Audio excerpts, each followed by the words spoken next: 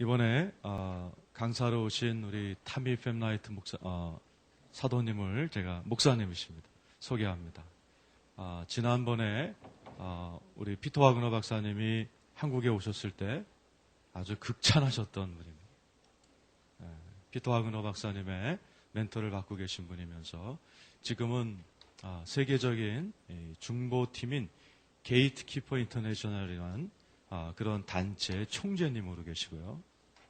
지금 한국과 또 인도, 또 카자흐스탄 여러 나라를 다니시면서 이렇게 특별히 영적인 사역을 하고 계신 분입니다. 특별히 또 피터 와그너 우리 그 총장님과는 아주 긴밀한 관계이시고 또 미국에 있는 WLI에서 박사학위를 받으신 또 우리의 동문이기도 하십니다. 앞으로 2박 3일 동안 아주 큰 역사가 있을 줄로 믿습니다. 제가 안수받은 목사지만 목회는 하고 있지 않습니다. 저는 미국 WLI 본교의 1회 졸업생입니다. 그래서 저는 실천 박사학위를 갖고 있습니다. 제가 결혼했기 때문에 타미 여사 이렇게 불러도 되고, 만약에 저한테 타미 박사님 그럼 제가 못 알아들었습니다. 아니면 사도 타미 이렇게 부르셔도 돼요. 너무 복잡하시면 그냥 타미 그러세요. 왜냐하면 저는 여러분들과 친해지기 원하고 여러분들도 저와 가까워지기 원하시죠? 이제 기도하십니다. 이 시간 예수 그리스도를 명할 때 여기에 그리스도를 대적하는 어떤 영도 내가 예수의 이름으로 대적한다. 내가 한국을 붙들고 있는 공중권세에게 명하노니 내가 이 자리에 서 있다. 내가 이 시간 하나님이 보낸 사도로서 명하노니 이제 길을 예비할지어다. 하나님, 또 이 시간 기도할 때 이 기간 동안에 드러날 종교의 영과 또 유교의 영을 예수의 이름으로 묵습니다. 이 시간 그 영들이 이 자리에 계신 형제자매들에게 역사하지 못하도록 내가 제어합니다. 주님, 이 시간에 전투의 천사들을 보내주셔서 보호하여 주옵소서. 하나님, 모든 시설들도 보호해 주시고 어둠의 세력들이 물러가고 빛이 임하게 하옵소서. 하나님, 이 자리에 주님이 주되심을 선포합니다. 그래서 우리가 그러한 하나님의 그 보좌 앞에서 예배할 수 있도록 역사해 주옵소서. 하나님, 이 시간 저희의 귀를 열어주어 주의 음성을 듣게 하시고 우리의 마음을 열어서 그 진리의 말씀을 받게 해 주옵소서. 우리의 생각을 새롭게 하셔서 당신처럼 생각하게 하옵소서. 대부분 제 강의가 이 안에서 행해질 것입니다. 그런데 제가 예언적인 은사가 있기 때문에 여러분들에게 이거 말고도 보너스적인 게 많이 나갈 것입니다. 특별히 제가 이 가운데서 아주 특별한 한 과를 볼 텐데, 여러분 앞에 두꺼운 종이 옆에 보면 곧 바로 페이지 번호는 없지만은 각에 내려오는 영적 악영향이라는 이건 어떤 책에 있는 걸 베낀 건 아니에요. 그런데 여러분들께서 이제 어둠의 영을 다루는 사역을 하게 될 때 굉장히 좋은 자료를 제공합니다. 한국의 역사인데 특별히 영적인 역사를 써놨습니다. 한국에 뿌리 내린 여러 신들의 뿌리에 관한 역사적인 자료들입니다. 왼쪽 칸에 보면 언제 이러한 영들이 들어왔나 하는 역사적인 정보가 있고, 그런데 오른쪽에 있는 가계의 문제라는 좁은 칸은 이것이 그러면 여러분의 삶에 또 가계에 어떤 영향을 끼쳤나 하는 영향력이 써 있습니다. 외우려고 하지 마세요. 그런데 여러분들께서 한 번쯤은 읽어보시면서 왜 한국 땅에 이러한 영적인 일들이 일어나게 됐나를 생각은 해보십시오. 왜냐하면 지금 때가 하나님이 한국을 자유케 할 때입니다.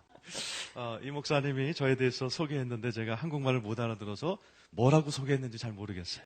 저에 대해서 간략하게 더 설명하고 계속 강의가 진행되면서 더 저에 대한 이야기를 할 것입니다. 저는 기독교 가정에서 자라지 않았어요. 제가 복음을 처음 들은 나이가 30살입니다. 그래서 그때 제가 하나님께 마음을 드리고 제 자신을 헌신했습니다.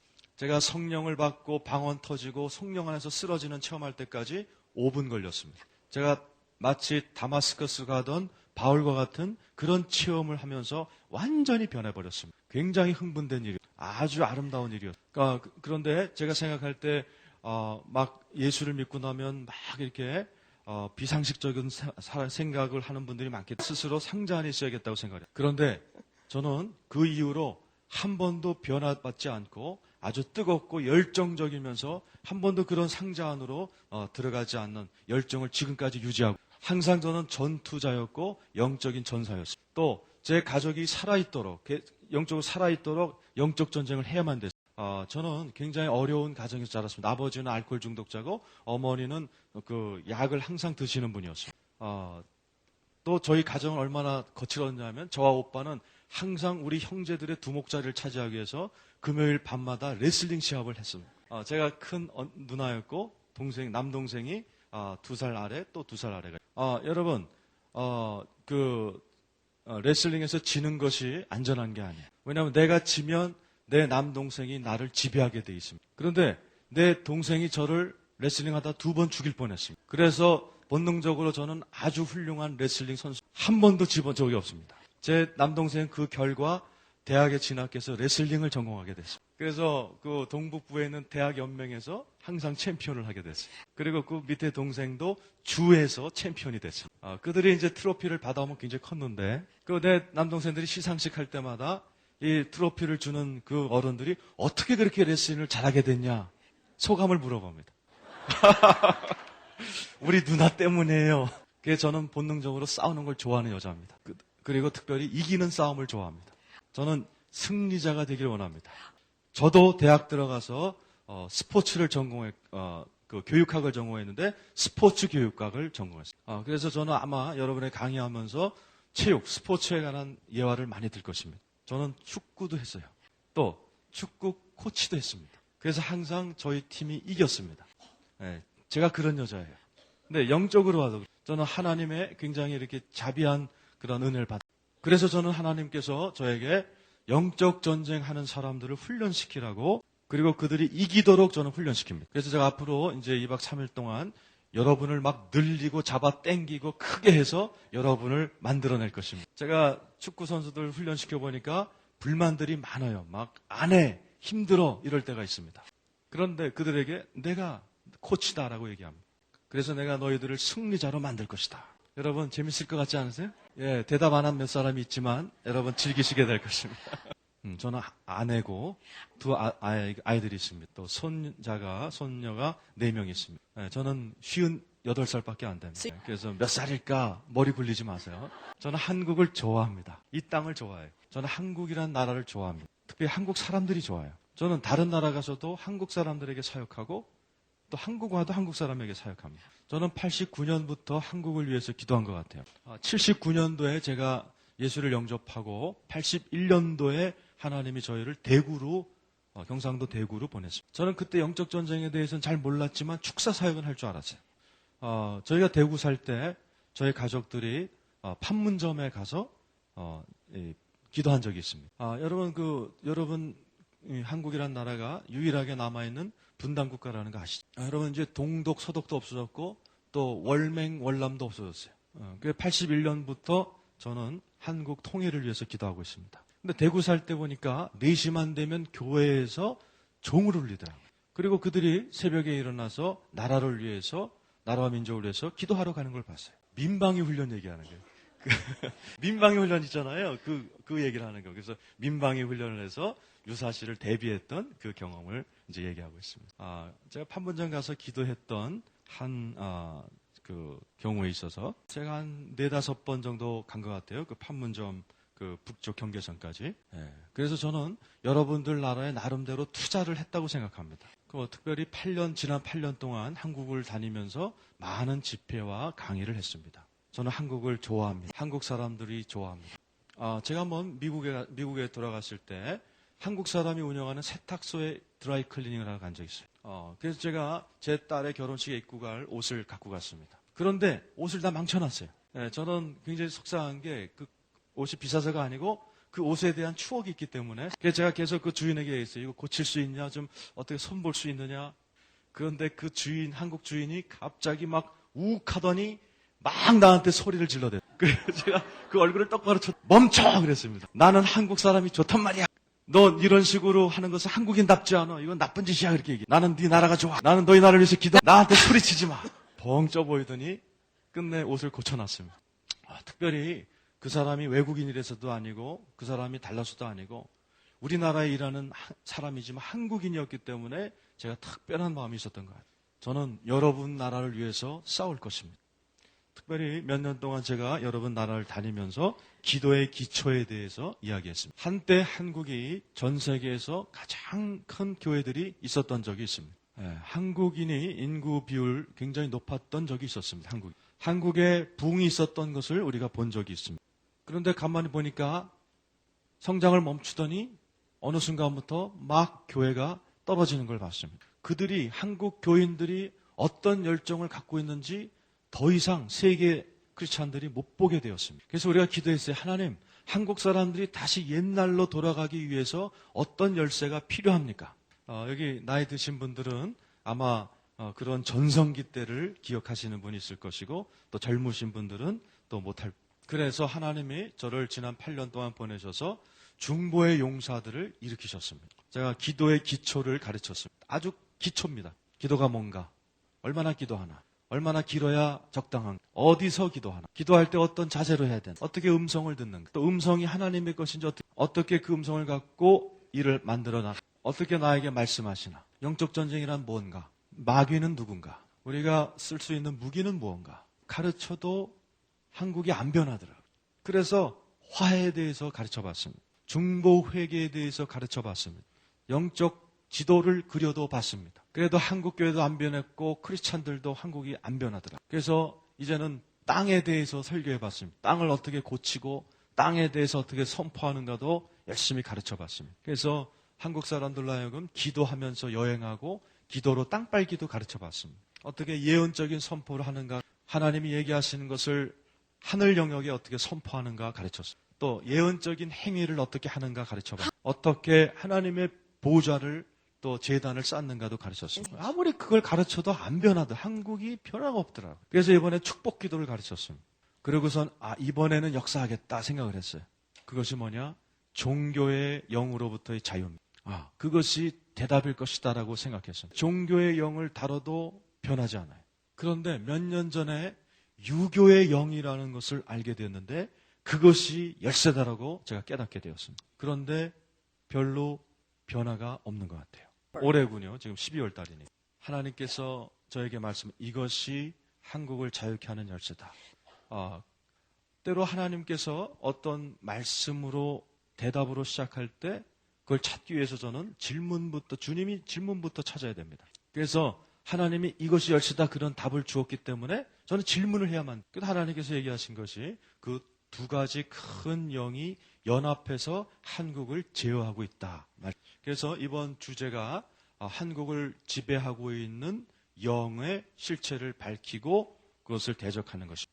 왜냐하면 이 영은 한국 땅에 사는 한국인들만을 위한 영이 아니고 어느 나라에 살든 한국 사람이 있는 곳엔 이 두 가지 영, 종교의 영과 유교의 영이 역사합니다. 종교의 영 그리고 유교의 영의 실체를 드러내는 것. 하나님께서 이것이 마스터키다 그랬습니다. 마스터키는 모든 문들을 열어요. 여러 모양의 문들을 열 수 있는 열쇠를 마스터키라고 그러죠. 마스터키는 진리, 연합, 은혜, 사역, 은사, 부르심, 기름 부으심과 열방을 향한 모든 문을 열 수 있다. 저희가 한국 땅에 이런 일들이 벌어지길 원해요. 특별히 여러분 한 사람 한 사람 안에 있는 부르심, 진리, 연합, 은혜, 사역, 은사도 풀어놓아지기를 원합니다. 왜냐하면 여러분 이 진리가 꼭 필요한 것은 한국 사람들, 여기 제가 한국에 와 있기 때문에 다른 나라 사람도 마찬가지지만 거짓을 믿고 있는 분이 많습니다. 왜냐하면 그 거짓말이 그냥 은연중에 우리를 지배하고 있기 때문에 믿게 되는 거예요. 저 역시도 예수 믿고 나서 지금까지 살면서 많은 거짓말을 믿었던 적이 있습니다. 제가 믿었던 한 가지 거짓말 중에 하나는 미국이죠. 여자는 절대로 담임 목사가 되면 안 된다는 그러한 것이었습니다. 이번 여름에 제가 어떤 컨퍼런스에 갔습니다. 거기에 이제 3월 달에 오실 바바라 요도도, 나오미 다우디 싱가포르에서 역사하는 분, 바바라 윈트로브라는 분도 계셨고, 우리가 요 팀들이 전부 다 피터 와그너 박사님이 이끄시는 사도 단체 회원들입니다. 우리 모두가 다 피터 와그너 박사님의 지도를 받고 있고 그분이 우리 대표시죠. 주제가 사역에 있는 여성들이란 교회들이 여인들에게 했던 거짓들에 대한 이야기를 했습니다. 그 얘기를 들으면서 내 안에서 막 분노가 생겼어요. 들으면 들을수록 더 화가 났습니다. 왜냐하면 제가 거짓을 믿었기 때문에. 저는 교회에 대해서 화가 난 게 나에게 그 거짓을 가르쳤던 사람, 그것을 믿고 산 내 자신이 그렇게 미웠어요. 왜냐하면 내가 그것을 믿었을 뿐만 아니라 그것을 다른 사람에게도 가르쳤단 말이에요. 여러분들 그런 경험 있으세요? 예를 들어서 흔한 예로 많은 사람들이 방언은 초대교회 때 끝났다라고 믿고 있는데 언젠가 하나님께서 개입하셔서 방언을 터뜨려주면서 그게 거짓이었다라고 경험한 분들도 있습니다. 와그너 박사님조차도 교회 성장의 여러 형태에 대한 얘기를 하면서 은사가 있었다는 거 좀 믿지 않았지만 그가 어떤 변화를 통해서 완전히 그 신학이 바뀌었던 것을 여러분 들으셨을 거예요. 그래서 제가 믿었던 거짓말 중에 하나가 여자는 절대로 당회장이 되면 안 된다였습니다. 최소한 우리나라에서는 그렇게 가르쳤어요. 저는 그래서 그러한 거짓말을 믿었기 때문에 저희 당회장 목사님 지도자들을 굉장히 존경했어요. 그런데 그 회의 컨퍼런스 때 하나님께서 저에게 이렇게 얘기하셨어요. 빌리야, 네가 사도이며 사도가 될 수 있다는 것을 믿고 있지 않느냐? 여자도 사도가 될 수 있고 너도 여자도 부흥사가 될 수 있고 여자도 교사가 될 수 있다. 또 여자도 예언자가 될 수 있다는 걸 알고 있지 않느냐? 그런데 도대체 너는 왜 여자가 당회장이 될 수 없다고 믿고 있느냐? 그런데 제가 그것을 심각하게 생각한 것은 아니었지만 그럴타라고 늘 내 속에 믿고 있었습니다. 그래서 제가 음성을 듣고 제 생각을 완전히 바꾸게 됐어요. 이제 요 며칠 동안도 여러분도 저와 같이 여러분이 믿고 있는 것이 완전히 돌변하게. 지금 많은 분들이 옛 포도주에서 새 포도주로 옮기길 원하기 때문에 그렇다면 여러분의 생각도 바뀌셔야 됩니다. 몇몇 분들은 여러분의 신학도 바뀌셔야 됩니다. 특별히 여러분 기독교인들은 절대로 귀신 안 들린다라고 믿는 분들은 오늘 그 신학이 아마 바뀌게. 또 마스터키는 문을 여는 것뿐만 아니라 문도 닫습니다. 여러분들께서 이제 자유함을 얻게 되면 여러분 나라를 위해서 또 방어할 수 있는 문을 닫는 것도 배우게 돼요. 여러분의 도시를 어떻게 보호할 수 있는 보호막을 막느냐. 거기에 있는 하늘의 영들, 마귀적인 권세들 이런 것들을 어떻게 문을 잠글 수 있는. 특별히 부도덕성이 있는데 그런 것들도 어떻게 닫는지 배우시게 될 것입니다. 또 특별히 가난을 영향을 주고 있는 역사적인 근거들을 생각하면서 가난의 영을 묶어낼 수 있는 열쇠도 배우게 될 것입니다. 종교의 영과 유교의 영은 한국 사람들을 너무나 오랫동안 붙들고 있었습니다. 하나님께서 제가 준비기도 하는 사이에 이런 얘기를 하셨어요. 내가 이 자리에 있는 사람들을 뽑아서 이들을 가르쳐서 한국 사람들을 자유케 하는 일에 쓸 것이다. 여러분들은 하나님이 선택한 정예병들이 있습니다. 그래서 여러분이 진리를 붙드시기 바랍니다. 이제 한국이 자유케 될 때가 도착했어요. 동안 붙들려 있던 한국이 자유케 돼야 돼요. 저는 하나님의 영이 나에게 임하셨으니 이러한 말씀을 전하라는 특별한 기름 부음을 특별히 이 자리에 붙들려 있는 분들을 향해 자유가 임할 것입니다. 자, 여러분들 스스로가 자유케 되면 여러분이 이 한국도 자유케 하실 수가 있습니다. 이런 일을 하기 위해서 우리가 어떻게 해야 됩니까? 먼저 해야 될 것은 하나님이 생각하는 방식으로 우리도 사고를 해야 해요. 한국식으로 생각하지 미국식으로도 말고 로마 사람들식으로도 말고 하나님식으로 생각하죠. 한국 사람들의 생각은 이래요. 아버지가 변화하지 않는 한 가족의 변화는 기대할 수 없다. 여러분 그렇게 믿으세요? 아버지가 믿어야 가족들이 자녀들이 올 수 있고 아버지가 변화돼야 자녀들이 변화받을 수 있다. 공부 열심히 해라. 그리고 아빠가 되라고 하는 사람이 되라. 여러분 잘하면서 이런 얘기 좀 들어보셨어요? 내가 하라는 일을 해라 이런 거죠.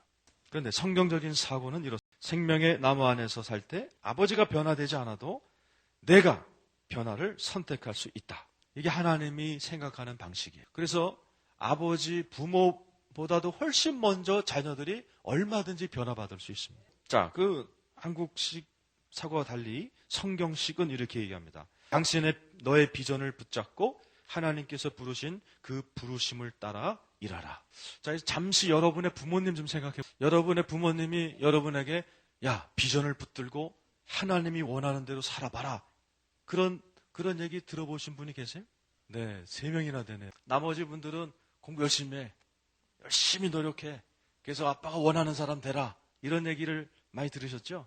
어떤 사람은 내가 결혼하라는 사람하고 결혼해. 내가 가라는 학교가 이런 얘기 들으셨을 거예요. 그런 경험 있으신 분. 지금부터는 전부 다 솔직한 시간이에요. 그래서 우리는 며칠 동안 우리의 사고방식을 바꾸는 일에 집중할 것입니다. 이제 회개할 때가 왔어요. 회개라는 말이 딴 말로 얘기하면 사고방식을 바꾸는 거죠. 우리가 익숙했던 사고방식을 이제 뒤집어 엎는 게 회개예요. 왜냐하면 여러분이 옛날 사고식으로 생각을 하게 되면 여러분이 어쩔 수 없이 새 포도주를 원하지만 옛 포도주에 속해버리게 됩니다. 자, 여러분 중에 새 포도주가 되기 원하시면 손 들어보세요. 하나님의 천사들이여 이 손을 다 하나님 이 손든 사람에게만 역사하셔서 영적 전쟁하십시오. 저희는 여러분이 변화되길 원합니다. 그래야 여러분들이 새 포도주가 될 수 있어요. 그런데 그 변화 중에 한 부분이 머릿속에 있는 사고를 바꾸는 것입니다.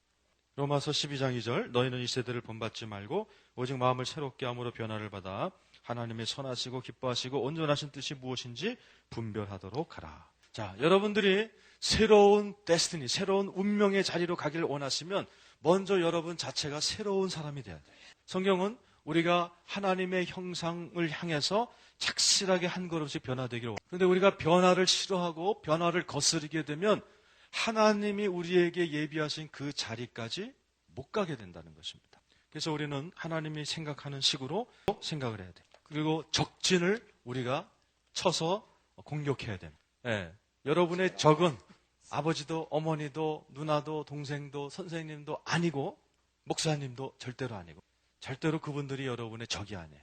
그러나 공중 권세 잡고 하늘의 영들 권세 잡은 자들이 우리의 적. 하늘의 권세를 붙들고 있는 영적 실제들이 우리의 적들입니다. 먼저 가족을 변화시키기 원하신다면 여러분 스스로가 변하셔야 돼요. 여러분의 사회를 변화시키고 도시를 변화시키고 나라를 변화시키기 이전에도 먼저 해야 될 것은 여러분 스스로 먼저 변화돼요. 여러분들께서 먼저 하나님이 말씀하신 모양으로 변화되시고 하나님이 생각하는 대로 생각하고 하나님이 반응하는 대로 나도 반응할 수 있어요. 제가 앞으로 3일 동안 이 영적 세계를 향해서 우리는 영적 세력을 향해서 쳐들어갈 것이고 빼앗겼던 것을 탈취할 것입니다. 저는 여러분들과 함께 그 적진을 향해서 들어갈 것입니다.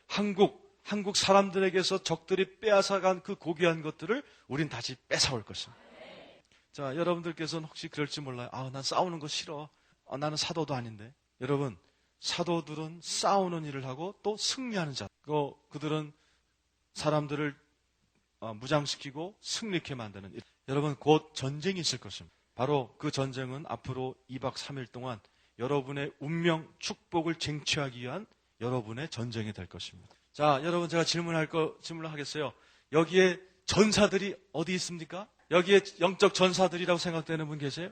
야, 여러분, 저는 여러분들이 어떤 면으로 영적으로 막 의분이 일어나서 적들과 막 싸우도록 여러분을 막 자극하고 싶어요. 여러분이 사탄에 대해서 화가 나지 않는 한 절대로 못 바꿉니다. 여러분, 사단이 해놓은 짓들에 대해서 여러분이 어떤 의분을 갖지 않는 한 그 사단의 그 역사했던 것들을 여러분이 깨트릴 수가 없어요. 이해하시겠죠? 몇몇 분들이 아직 감이 안 오는 것 같아요.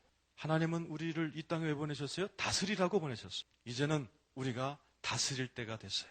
그런데 이미 다스리고 있던 사탄은 쉽게 한국과 한국 사람들을 놓아주지 않을 거예요. 여러분 그 통계를 보면 10년 전에 그러한 숫자들이 지금 크리스찬들의 숫자보다 훨씬 많았던 것 기억. 또 사탄이 좋아하는 것 중에 하나가 그 이혼율이 증가하는 통계의 숫자를 아마 보고 되게 좋아할 거예요. 낙태율이 높아가고 있다. 사탄이 좋아하는 얘기죠. 또 사탄이 곳곳에서 행해지는 그러한 음란한 행위들, 또 러브 호텔들 이런 것들을 보고 굉장히 좋아할 것입니다. 여러분 이러한 현상에 대해서 싸우기 원하십니다. 그래서 여러분의 운명의 자리까지 끝내 가기 원하십니다. 또 다른 사람들이 그 자리 가도록 도와주기 원하십니까? 그러면 우리가 먼저 자유케 돼야 돼요. 네, 여태까지 이제 서론을 얘기했어요.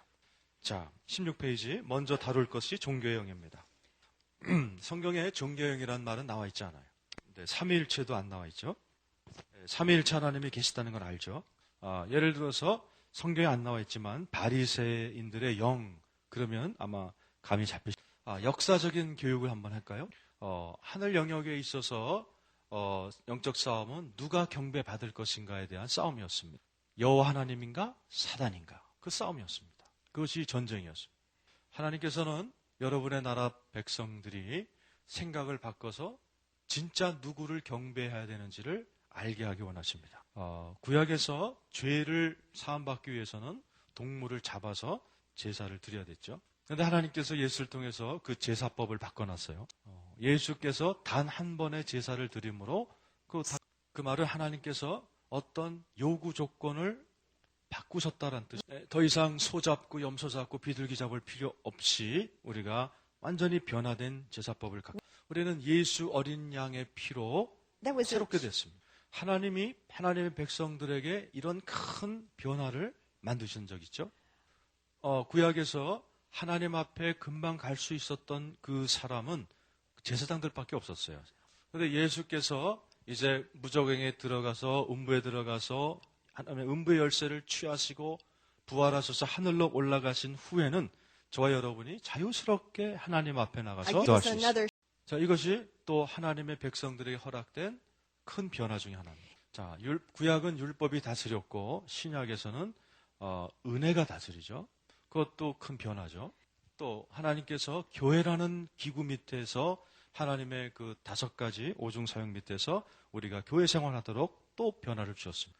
또 이제 중보 얘기를 하더라도 기도 생활도 하나님이 큰 변화를 일으키셨어요. 많은 분들이 기도 생활하면 하나님께 일방적으로 도움을 구해서 이거 해주시고 저거 해주시고 또 새롭게 기도 영역에서 변화를 준 것도 마치 우리가 하나님처럼 영역을 향해서 선포하는 기도, 그것도 우리에게 새롭게 계시하셨어요. 또 사도들을 통해서 영적 권세를 묶고 푸는 그러한 사역도 하나님이 계시하고, 그렇다면 이제 하나님의 다음 물결에 한국 사람들이 변화를 일으킬 수 있는 열쇠가 무언가? 이것이 큰 질문이. 제가 얘기했죠. 그것 중에 하나가 종교의 영을 다루는 것입니다. 종교의 영, 또 오래된 영, 이런 얘기죠. 이것은 교만을 근거로 이것이 성령님의 경험을 막죠. 종교의 영은 꼭 성령의 역사같이 보이기도 합니다. 영적 사역처럼 들리기도 합니다. 그런데 성령의 역사와는 다른 큰 차이점도 있습니다. 여러분 다 종이돈 아시죠? 종이돈. 여러분 종이돈은 위조하기가 굉장히 쉽습니다. 그런데 여러분 여기에 있는 돈이 진짜냐 가짜냐 위조냐 아니냐를 판단하는 전문가들이 먼저 만지는 것은 진짜 돈을 만져요. 그래서 진짜 돈을 이렇게 만져보고 가짜 돈을 만지면 그 차이점 때문에 가짜 돈을 알아요. 그래서 우리가 이제 종교의 영을 분별해내는 것도 똑같은 원리예요. 먼저 진리, 진짜를 공부를 해야 어떤 것을 봤을 때 아하, 저 비슷하지만 종교의 영이구나 알아낼 수가 있습니다. 제가 또 얘기했죠.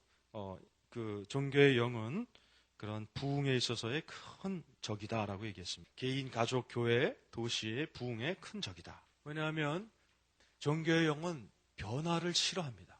또 그것은 추수를 도적질하고 17페이지 위에 있죠. 마태복음 23장 13절에서 15절. 이것이 사랑 많고 자비하신 예수가 종교의 영을 가진 자들에게 했던 이야기입니다. 화 있을진저 외식하는 서기관들과 바리새인들이여 너희는 천국 문을 사람들 앞에서 닫고 너희도 들어가지 않고 들어가려 하는 자도 들어가지 못하게 하는도다. 왜냐하면 하나님께서 이 종교형을 가진 사람들 향해서 외식하는 이란 말을 썼어요. 왜냐하면 이 바리새인들은 하나님 앞에서 오랜 시간 서서 기도하는 척을 했기 때문입니다. 이런 자들 향해서 주님이 쓴 단어가 외식하는, 15절에 또 외식하는 이란 말을 또 쓰셨죠. 예수님이. 외식하는 서기관들과 바리새인들이여 너희는 교인 하나를 얻기 위하여 바다와 육지를 두루두루 다니다가 생기면 너희보다 배나 더 지옥 자식이 되게 하는도다. 자, 이 종교의 영이 사람들을 통해서 역사해요. 또 이런 것은 종교의 영은 우리의 의지, 생각 이런 영역에도 영향을 끼칩니다.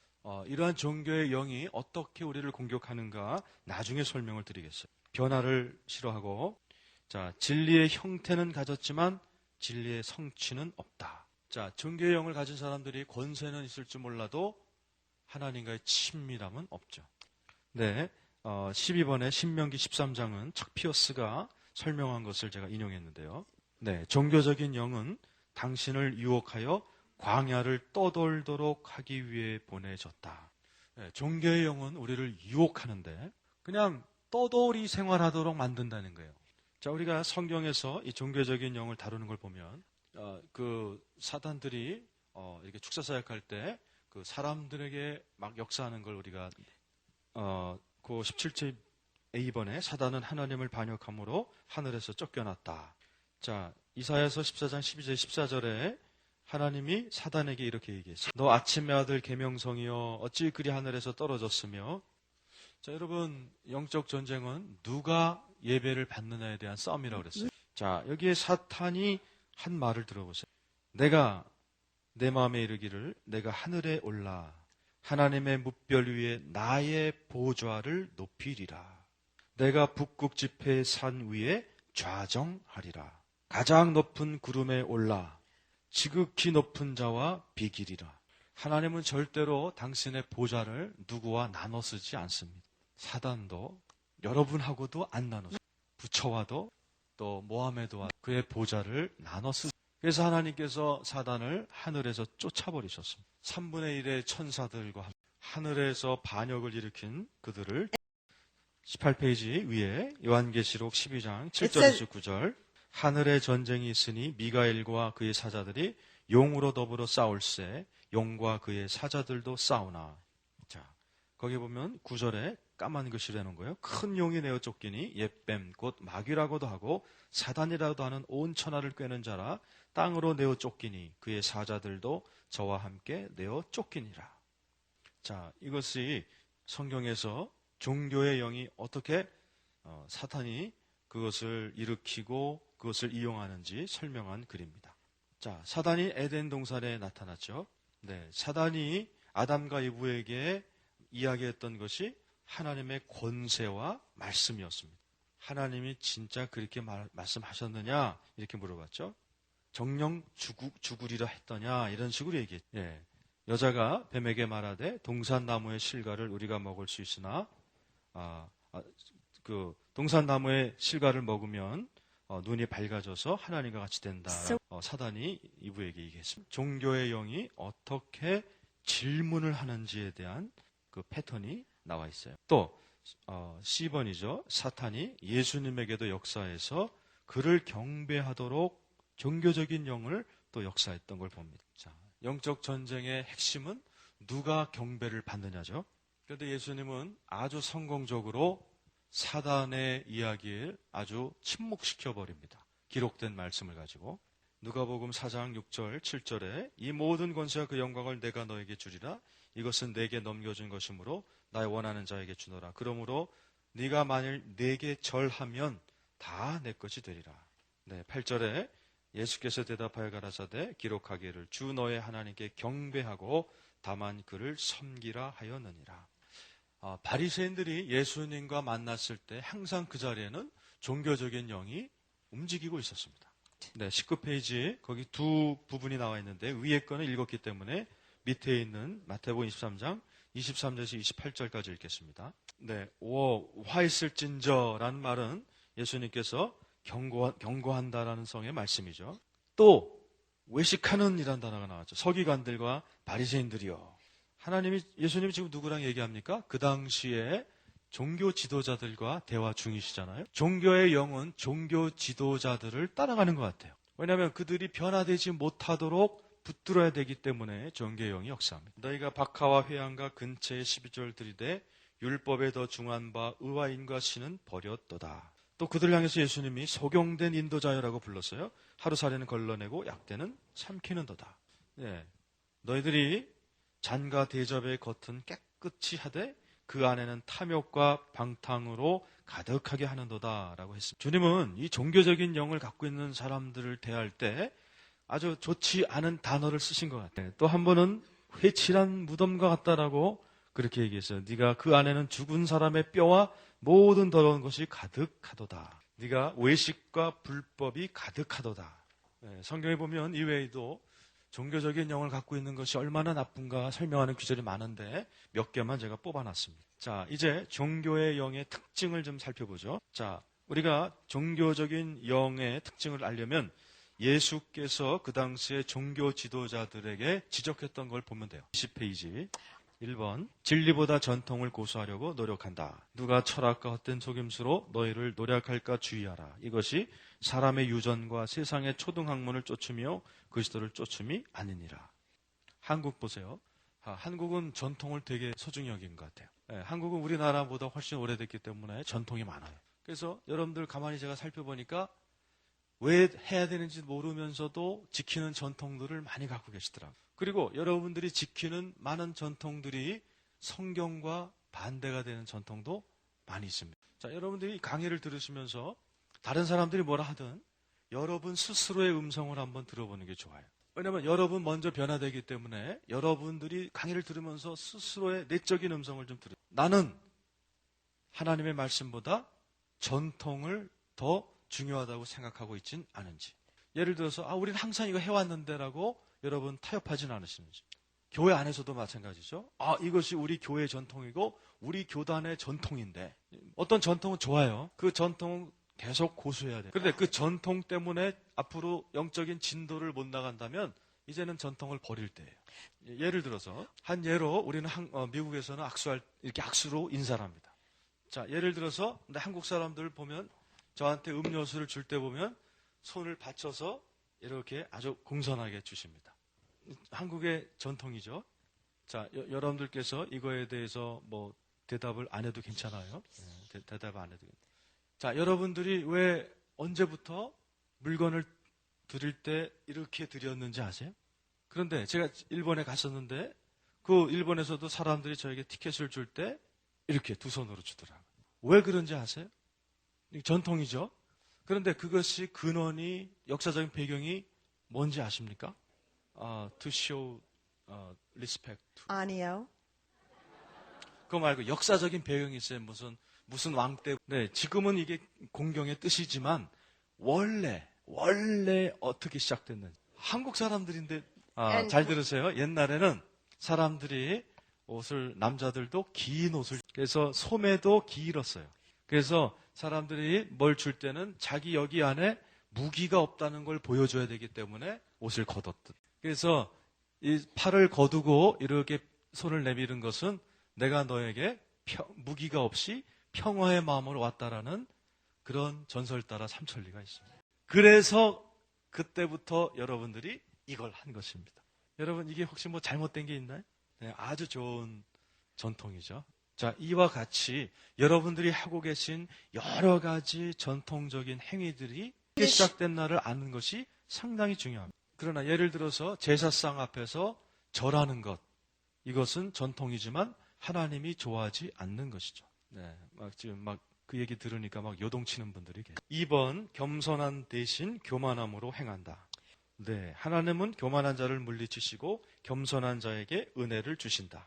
자, 거기 보니까 물리치시고라는 정의는 누군가 또는 무엇에 반대하는 입장에 하나님이 서신다라는 의미입니다. 겸손에 대한 간단한 정의를 드리죠. 하나님이 여러분에게 말씀하시는 것을 인정하는 것이 겸손해요. 자, 이 부분이 여러분이 변화를 받아야 될 부분입니다. 자, 한국 사람들 특별히 와서, 훌륭한 목사님이시군요. 대단한 어머니시군요. 이렇게 칭찬을 합니다. 우리 방한선 집사님, 그냥 피아노를 끝내주게 주셨어요. 그때 한국 사람들은 아니야, 이런 식으로 반응합니다. 그리고 그게 겸손이라고 생각을 합니다. 근데 그게 사실은 교만이에요. 예, 하나님께서 하나님의 사람을 통해서 칭찬하고 계신데 하나님이 틀렸다고 그러니까 이게 교만이죠. 예? 그래서 사람들이 칭찬했을 때 이런 식으로 반응하는 것은 하나님의 뜻과 거부되는 것입니다. 또 많은 전통이 불교에서 나왔어요. 네, 예를 들어서 불교에 관한 그 가르침에 이런 게 있습니다. 아이들을 너무 칭찬해서 키우면 마귀가 시샘물에서 그 나쁜 짓을 그 아이에게 저지르고 그 안에 귀신이 들어간다는 그런 세계관이 불교에 있습니다. 그래서 많은 부모님들이 자녀를 보호하기 위해서 일부러 자녀들에게 칭찬을 아꼈어요. 예를 들어서 이제 한국 여자가 어린아이를 업고 가는 거 볼 때 가서 너무나 이뻐라 이렇게 칭찬을 해주면 그러면 많은 엄마들이 안 해요. 못생겼어요. 자기 자식이 못생겼다고 할 부모가 어디 있겠어요. 그러나 보호해야 되기 때문에 그런 식으로 말하는 한국 어머니들이 많습니다. 또 예를 들어서 이제 어머니에게 오셔갖고 어떤 사람이 되게 자녀가 공부를 잘하는군요. 운동 잘하는군요. 막 칭찬합니다. 그러면 많은 한국 어머니들 저거 알고 보면 멍청이고요. 못돼 처먹었어요. 자, 여러분 가운데 부모님이 불교 신자였던 분 한번 손 들어보세요. 아마 여러분들 가운데는 이런 불교적인 근원 때문에 지금도 여러분이 크리스찬이 됐지만 칭찬받는 게 어색한 분들이 있을 거예요. 여러분 지금은 여러분이 웃기네 하고 웃으면 안 돼. 이런 얘기 들으면 여러분 열을 받아서 사탄을 공격해야 돼. 그런데 이렇게 칭찬에 인색하게 자란 아이들이 대충 어떤 경향을 띄워요? 자기가 그런 못난이가 아니라는 걸 증명하기 위해서 과도한 노력을 하는 그러한 삶을 살아야 돼요. 여러분 그런 거 좀 관찰해. 이게 종교의 영의 영향. 그래서 많은 분들이 나는 벌레 같아요. 나는 죄인이에요. 나는 아무것도 못해요. 이것이 겸손이라고 한국 사람들은 생각합니다. 그런데 여러분이 그런 식으로 반응할 때 야고보서 말씀에 의하면 하나님이 여러분을 물리치실 수 있다라는. 자, 그래서 그때 여러분들이 뒷차를 타면서 아니에요. 하나님 내가 사실 이렇게 한 것은 내가 교만해 보이지 않으려고 겸손하려고 이렇게 한 것이지 뭐 내가 벌레라고 그랬다고 내가 진짜 벌레라고 믿는 건 아니에요. 이런 식으로 우리가 뒷북을 칠 수 있죠. 자, 저는 한 예로 제가 여러분 앞에 섰지만 제가 소개를 하면서 어땠던가요? 그냥 솔직하게 내가 갖고 있는 장점, 내가 갖고 있는 열정, 저는 솔직하게 여러분에게 다 얘기했어요. 또 하나님께서 나에게 열쇠를 주셔서 한국 사람 도라고 했다. 아주 그냥 대범한 얘기까지 했어요. 여러분, 이것은 교만이 아니에요. 알고 보면 하나님이 나에게 얘기하신 것을 나도 똑같이 동의하고 반복하는 거에 불과합니다. 예를 들어서 제가 여러분 앞에 딱 서갖고 사실 내가 비행기 타고 왔지만요. 정말 여러분에게 뭘 가르칠지. 그래서 와가지고 그러니까 여러분 빨리 시간 가기 전에 딴 강사로 대체하는 게 좋을 거예요. 그런데 혹시 제가 오늘 강의를 하면 하나님이 혹시 그냥 어쩌다가 여러분을 좀 자유케 할 줄도 모르지만요. 이런 식으로 제가 소개했다고 보세요. 자, 제가 여러분 그런 식으로 내가 여러분의 앞에서 겸손을 떨었다면 내가 정말 난 별 볼 일 없는 교사라고 말했으면 여러분 기분 좋았겠어요? 네, 전부 다 등록금 생각할 겁니다. 어떻게 저딴 강사를 모셔왔지? 그래서 우리는요, 하나님이 우리에게 이야기하시는 긍정적인 면, 또 하나님이 딴 사람을 통해서 우리에게 이런 칭찬을 겸손하게 받아들이는 것을 배워야 돼요. 여러분 성경을 보면서 사도 바울이, 사도 베드로가 자기를 서신서 앞에 뭐라고 소개하는지를 좀 보실 필요가 있어요. 그들은 솔직하게 그들의 성공과 실패를 과감하게 보여줍니다. 자, 저도 분명히 여러분에게 내가 오랫동안 거짓을 믿었다는 실수를 여러분에게 솔직히 오픈했어요. 그런데 제가 그 거짓에 머물러 있는 건 아니고 내가 변화받았다라고 여러분에게 설명했어요. 예, 그래서 이러한 것들이요, 하나님께서 우리에게 주시는 걸 막는다는 얘기죠. 네, 갈라디아 6장 3절. 만일 누가 아무것도 되지 못하고 된 줄로 생각하면 스스로 속이는 것이라. 자, 그래서 하나님이 어떻게 생각하는가? 우리도 그렇게 생각해야 돼요. 네, 교만은 스스로 항상 옳다고 생각하도록 이끕니다. 자, 예를 들어서 여러분들 이런 경험 있으세요? 어떤 사람이 와서 여러분의 잘못을 딱 지적했을 때 그것을 인정하기보다 자꾸 변명하게 되는, 사실 내가 그렇게 한 거는 말이지 이것 때문이야. 자꾸 변명을 늘어놓는 거예요. 여러분, 우리의 잘못을 마저 인정하기보다는 자꾸 변명 늘어놓는 거, 이게 교만이에요. 제 친구 중에도 항상 옳아야만 되는 친구가, 항상 그 친구하고 대화할 때면 무슨 주제이건 간에 항상 자기가 옳다는 것을 나에게 증명합니다. 입에 달고 다녀. 넌 틀렸어. 넌 틀렸어. 이게 제 친구 입에 달려 있어요. 물론 나도 가끔 틀리죠. 또 근데 내가 틀렸다라고 얘기해도 그 사람은 그렇게 기뻐하지 않아요. 그러나 한국 사람, 특별히 불교 신자 한국 사람들 가운데 부모는 항상 옳다고 믿는 분들이 많이 있습니다. 부모님은 틀린데도 항상 옳다고 믿어요. 제가 자랄 때도 그랬어요. 부모님은 항상 옳고 우리들은, 자녀들은 항상 안 옳고. 그래서 저도 우리 애들을 그런 방식으로 똑같이 키웠어요.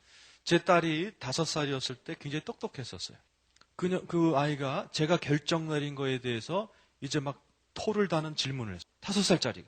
저는 부모는 항상 옳다라는 환경에서 자란, 그래서 이걸 하라, 저걸 해라 라는 걸 가르쳤어요. 그런데 제 딸이 아니야 엄마, 다른 방법이 있어. 이렇게 안 해도 되는. 그때 제가 즉각적으로 넌 5살, 나는 부모, 내가 맞아. 이렇게 생각했어요.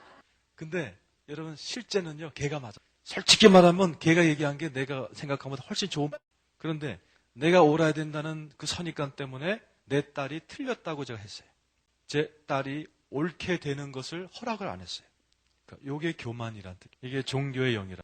그래서 제가 우리 애들 앞에서 내가 너희들을 잘못 키웠다라고 인정하고 회개를 했었어요. 아마 여러분 가운데도 그렇게 해야 될 분이 계실 겁니다.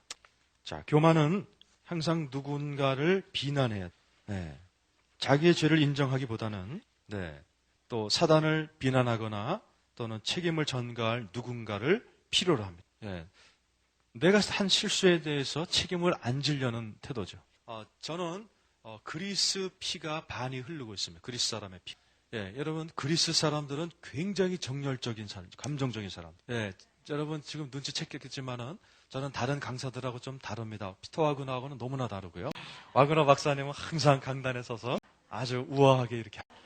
그런데 저는 저기가 더 좋아요. 예, 저는 이런 식으로 막 싸돌아다닙니다. 왜냐하면 저는 감정적인 사람. 여러분의 얼굴을 보고 강의하기 원해요. 예, 저 뒤에까지 제가 봅니다. 저는 이게 번쩍 올라올 수도 있지만 한국이니까 저쪽으로 돌아오게 됩니다. 그래서 저는 때때로 우리의 민족성을 핑계대곤 했어요. 내가 잘못한 것도 내가 그리스 사람이라는 것으로 돌린 적이 있어요. 그래서 예를 들어서 분을 내어도 죄를 짓지 말고란 말이 있지만 저는 화도 내고 죄도 졌어요. 그럴 때마다 나는 내 유산, 그리스의 유산을 핑계대곤 했어요. 그래서 야, 너 왜 그렇게밖에 못해? 그러면 늘 제 입에서 우리 아버지가 알코올 중독자였거든. 부모님들이 나를 굉장히 학대했는데 그것 때문에 그 영향력 때문이야. 자, 그럼 이와 같이 내가 실수해놓고 남의 탓으로 돌리게 되는 자체가 교만이에요. 또는 여러분이 다른 사람을 이렇게 여러분 혹시 야, 너 보면 짜증나 이런 사람들 만나본 적 있으세요? 아니면 여러분이 그런 말 해본 적 있으세요? 너 보면 화가 나 이런 사람들. 근데 여러분 그 사람들이 여러분을 화나게 하는 게 아니에요. 여러분이 화나기로 작정한 것입니다. 그래서 우리의 반응, 태도 이것도 다 남 탓을 하는 게 솔직하게 인정하고 용서를 빌면 될 것을 이런 식으로 남 탓하고 삥 돌리는 것이 그게 종교의 영이 교만을 통해서 나타나요. 자기 실수를 인정하는 것, 특별히 지도자들이 잘 못하는 것 중에 하나입니다. 나는 목사야, 지도자야. 그렇기 때문에 자기의 실수를 인정하기보다는 숨기는 경향이 있습니다. 교만이죠. 겸손함은 그것을 인정하고 용서를 솔직히 구하는 것. 하나님께 용서를 회개하고 다시 회복해서 잘하면 되잖아요. 네, 창세기 3장 12절에 보면 아담도 그 짓을 했어요. 거기 보면 하나님이 주셔서 나와 함께 하신 여자 때문에 그 나무 실과를 내가 줌으로 내가 먹었나이다. 아담이 여자 탓만 하는 게 아니고 하나님도 슬쩍 그냥 같이 끌고 들어가요. 당신이 나한테 준 여자 때문에 그랬다 이거예요. 하나님 그 여자 나한테 안 줬으면 나도 그거 안 먹잖아 이런 뜻입니다. 이게 교만이에요. 자, 독선이라고 되어 있죠. 2번에. 여기 보니 바리새인이 이제 종교형을 가지고 뭐라 그래요? 하나님이여 나는 다른 사람들과 같지 아니함을 감사하나이다. 하나님 저 사람들은 토색, 불이, 간음을 하지만 나는 안 하니 얼마나 감사합니까? 그것도 교만이죠. 자, 여러분 보세요. 스스로 자기가 의롭다 하는 이들을 향해서 주님은 뭐라고 그러셨어요? 회칠한 무덤 같고 외식하고 그런 실제를 보여주셨어요. 자, 거기 보면 또 판단과 억지견, 속히 바로 잡아야 된다는 거죠. 네, 성경은 얘기합니다. 비판받지 않으려면 비판하지 말라. 특별히 외모로 판단하지 말라 그랬습니다. 네, 비판을 안 받으려면 비판치 말라 그러셨습니다. 네, 사람들이 옷 입은 거 우리가 비판할 때가 있어요. 찬양하는 거 마음에 안 들 때가 있어요. 그들이 외모, 그들의 말하는 스타일 우리가 비판할 때가 많습니다. 그래서 그 외모만 보고 그 사람들하고도 상종을 안 하는 사람들이 많이 있습니다. 제 친구 중에 한 선지자가 있는데 제가 그 사람을 처음 만났을 때가 기억납니다. 굉장히 이상하게 생겼어요. 꼭 한 1년 전에나 목욕한 것 같은 냄새가 났어요. 그리고 아주 막 구겨진 옷을 입었어요. 그런데 내 친구가 그 사람으로 하여금 나에게 기도를 하도록 만들었어요. 저 사람이 날 위해서 기도해? 말도 안 돼라고 생각을 했어요. 그래서 그 남자가 저를 이렇게 따라왔어요. 그래서 제가 저리가 물러가 하면서 이제 막 쫓으면서 걸어갔어요. 그래서 저는 기도 안 받으려고 일부러 굉장히 바쁜 척하고서 막 일을 했어요. 근데 더 이상 그 남자를 피할 수가 없었어요. 그래서 제가 알았어 이제 포기하는 심정으로 기도 좀 해줘. 그리고 손가락으로 십자가를 그리면서 기도를 받았어요. 나를 향해서 그 남자가 이제 예언을 시작. 그런데 그 사람이 내 과거, 현재, 미래를 꿰뚫고서 예언을 하는 거예요. 저는 제가 골방에서 하나님의 음성을 들었다고 생각하는 그 음성들만 어떻게 착착 뽑아서 예언하는 거예요. 그래서 제가 정신이 번쩍 났어요. 와, 하나님이 진짜 역사하시는구나. 그 남자를 외모만 보고 잘못 판단한 거예요. 저는 절대로 이제 그 친구하고 절대로 그렇게 이제는 제가 빨리 와서 예언해달라고 제가 그 사람은 특별한 사람이에요. 귀신도 잘 보고 네, 몇몇 귀신을 봤어요. 네, 천사도 본다면 귀신도 볼 수 있거든요. 왜냐면 귀신도 타락한 천사긴 천사였으니까. 예를 들어서 저한테 와서 타미 어디 갔다 왔었어? 도대체 어느 나라 가서 묻혀왔어? 그러면서 귀신을 딱 이렇게 띄워줍니다. 그럼 제가 삥삥 돌면서 여기도 띄워줘, 여기도 띄워줘. 아주 이런 친구, 아주 편리한 친구예요. 교만은 두려움과 섞여서 역사. 교만하고 두려움은 치명적인 결합이에요. 자, 예를 들어서 자기가 사람들이 교만하면 이렇게 생각할 수, 내가 만약에 내 실수를 인정하면 내가 막 나쁘다고 저 사람들이 진짜 믿으면 어떡하지? 이런 두려움이 와요. 그래서 사람들이 나를 불쌍히 여기면 어떡하나? 그래서 사람들이 그렇게 죄를 범해도 괜찮아. 이렇게 위로를 받게 하는 것이죠. 아니요, 여러분. 죄 지면 오케이가 아닙니다. 그런데 우리는 우리 마음 가운데 그런 실수를 인정하면서 또 그렇게 자비 있는 사람들에게 우리의 죄를 고백할 때가 필요하죠. 자, 스스로 아무것도 하지 않은 채 타인에게만 요구하는 경향도 그 종교적인 영이죠. 네, 예수님도 서기관들과 바리새인들이 모사의 자리에 앉았으니 그러므로 무엇이든지 저희의 말하는 바는 행하고 지키되 너희의 하는 행위는 본받지 말라. 저희는 말만 하고 행치 아니하며 그랬습니다. 네, 특별히 일이 되어진 방식에 대해 항상 불평한다. 또 굉장히 거만해지죠. 자, 예를 들어서 저 사람은 죄를 많이 졌어라고 우리가 오만하게 생각할 수 있다는 얘기죠. 자, 우리 여러분, 우리 예수님께 와서 옥합을 깨트린 여인을 알고 예수님을 위해서 이제 애곡합, 그의 머리털로 예수의 발을 씻어주셨죠. 그럴 때 그 자리에 있던 한 사람이 어떤 얘기를 했어요? 죄인인데 이렇게 얘기를 했습니다. 네, 종교적인 사람들은 율법적이죠. 23페이지 B번입니다. 자, 이것이 한국에서 제가 보는 주된 것들입니다.